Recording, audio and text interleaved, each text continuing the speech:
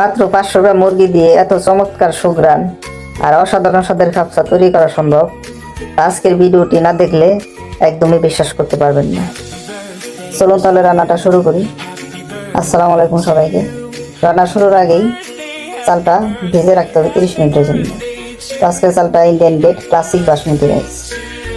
তো মুরগি আগে বলছি 500 গ্রাম মুরগি, আমি চালটা ফেলে দিয়েছি। এটা প্রেশার কুকারে রান্না করবো। এখানে টমেটো, ক্যাপসিকাম, পেঁয়াজ এবং রসুন আছে, সাথে পরিমাণ অনুযায়ী গরম পানি, 1 চামচ লবণ, সাথে একটা চিকেন স্টক এবং সামান্য একটু তেল দিয়ে এটা 10 মিনিট রান্না করবো মিডিয়াম হিটে।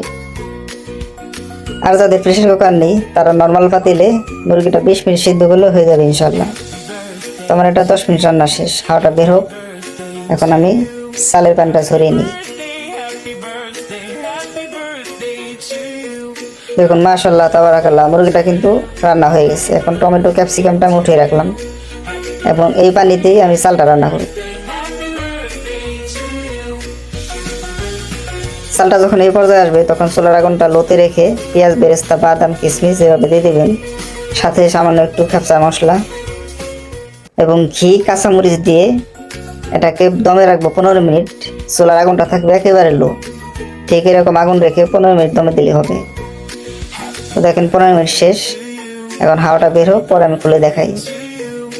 দেখুন মাশাআল্লাহ তাবারাকাল্লাহ, এত সুন্দর একটা গ্রান আসতেছে আপনাদের বলে বোঝানো যাবে না। আর এইভাবে রান্না কিন্তু আমি আগে মুরগি দিয়ে কখনো দেখাইনি, এই প্রথম দেখাইলাম। আশা করি আপনাদের ভালো লাগবে। তো অবশ্যই বাসায় সবাই একবার ট্রাই করে দেখবেন, হোটেলের স্বাদ বা ওইরকম ঘ্রাণ এটা পাবেন। আজকের রেসিপিটা আপনাদের কেমন লাগলো অবশ্যই কমেন্টে জানাবেন। আর যদি ভালো লাগে তাহলে লাইক, কমেন্ট, শেয়ার করে বন্ধুদের মাঝে ছড়িয়ে দিবেন।